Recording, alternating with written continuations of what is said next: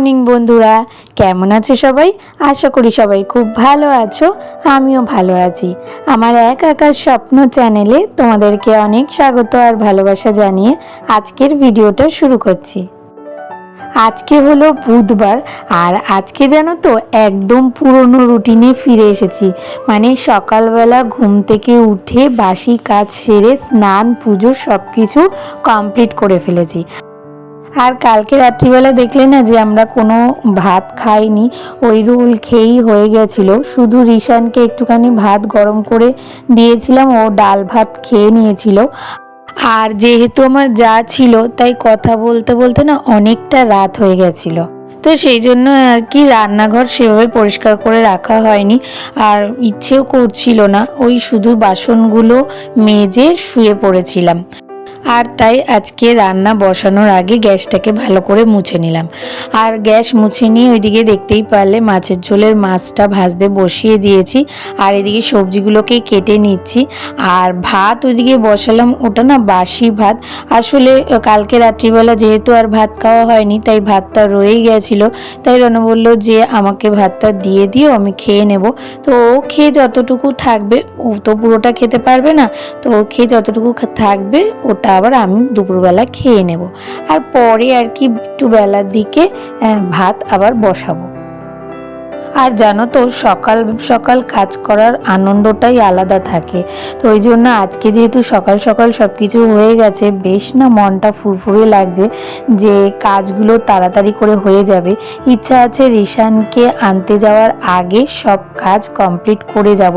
রান্না বান্না যতটুকু যা হয় দেখি ততটুকুই করে যাওয়ার চেষ্টা করব। তাহলে কি বলতো, ওকে স্কুল থেকে নিয়ে আসার পর না অতটা কাজের ঝামেলা থাকে না। আর তোমরা যারা আমার ভিডিওটা এতক্ষণ পর্যন্ত দেখছো তাদেরকে বলবো যে তোমরা পুরো ভিডিওটা দেখার চেষ্টা করো, আর একটু সুন্দর সুন্দর কমেন্ট করে যেও। কারণ তোমরা কমেন্ট করলে বা আমার কাজগুলো সম্পর্কে কোনো যদি কমেন্ট করো তাহলে আমার খুব ভালো লাগে, আমি মোটিভেট হই, আমার কাজ করার এনার্জি বাড়ে তোমাদের কমেন্টগুলো শুনে। তো সেই জন্যই বলবো একটু কমেন্ট করো, আর যদি আমার ভিডিওগুলো ভালো লাগে তাহলে প্লিজ একটা লাইক করে দিও। তো এইদিকে রান্না তো জোর কদমে বসিয়ে দিয়েছি, একদিকে ভেন্ডি ভাজা হচ্ছে আর একদিকে মাছের ঝোল। তো মাছের ঝোলটা কষিয়ে নিয়েছি, এবার জল দিয়ে ফুটে গেলে তারপরে মাছগুলোকে দিয়ে দেব। আর ওদিকে ভেন্ডি ভাজাটা না হয়েও গেছে।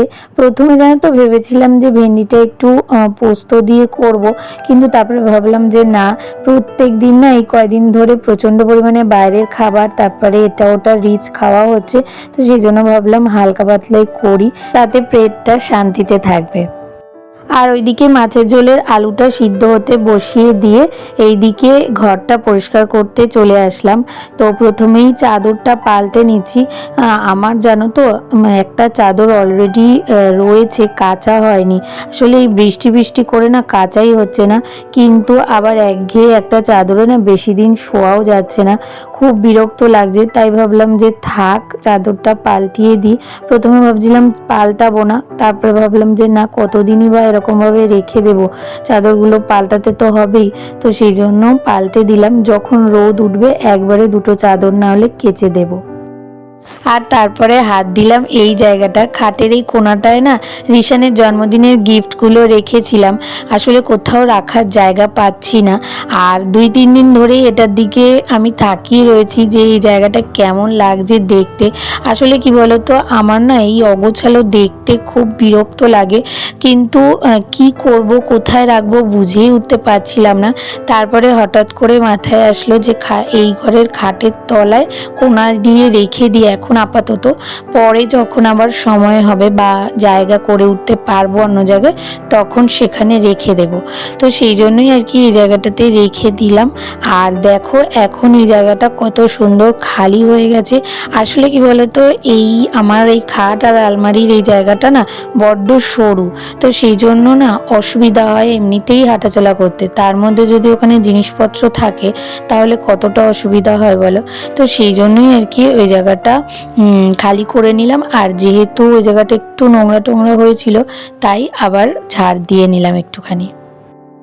আর ওই কাজগুলো করতে করতে আমার কিন্তু এদিকে মাছের ঝোল রেডি হয়ে গেছে।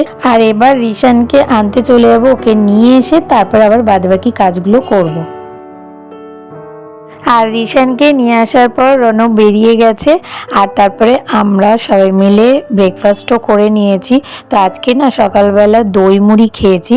তো দই মুড়ি খেয়ে তারপরে এদিকে চলে আসলাম রান্নাঘরটা পরিষ্কার করতে। আর কি বলতো, রান্নাঘর তো সুন্দর করে সাজিয়ে রাখাই যায়, কিন্তু ওই একটাই প্রবলেম রান্নাঘরে, সেটা হলো তেল চিটচিটে। আর রান্না করতে গেলে তো তেল তেল হবেই। তো সেই জন্য আর কি প্রত্যেক দিন না আমি চেষ্টা করি তেলের বোতলগুলোকে মুছে রাখার। তাহলে কি বলতো, এই যে তেল নেওয়ার পর যে তেলগুলো গড়িয়ে পড়ে না, ওইগুলো ওই ঝুড়িটার মধ্যে গিয়ে জমা হয়। যদিও ঝুড়িটার মধ্যে আমি একটা টিস্যু পেপার পেতে রেখেছি, কিন্তু ওই যে 2 দিন বাদে বাদে এটাকে চেঞ্জ করতে হয়, না হলে পুরো তেল চপচপে হয়ে যায়। তো সেই জন্যই ভাবলাম যে এই কাজটাও করে নিই। কি বলতো, অল্প নোংরা থাকতে থাকতেই যদি পরিষ্কার করে নিই না, তাহলে পরিশ্রমটা কম হয় আর অল্প সময়ের মধ্যে কাজগুলো কমপ্লিটও হয়ে যায়। তো সেই জন্যই আর কি ওই জায়গাটা পরিষ্কার করে নিলাম। আর এই জায়গাটাও যেহেতু একদম গ্যাসের সামনে পাশে রয়েছে, মানে তেলটা খুবই ছিটে আসে। তো সেই জন্য রোজ দিন না মুছলেই হয় না। তো সেই কারণে সব কটা জিনিস আর কি এই জায়গাটা পরিষ্কার করে নিচ্ছি। আর দেখবে টিস্যু পেপার দিয়ে পরিষ্কার করলে না বেশ সুন্দর তেলটা পরিষ্কার হয়ে যায়। অন্যান্য কাপড় বা কিছু দিয়ে মুছলে একটা কেমন সাদা সাদা দাগ পড়ে যায়।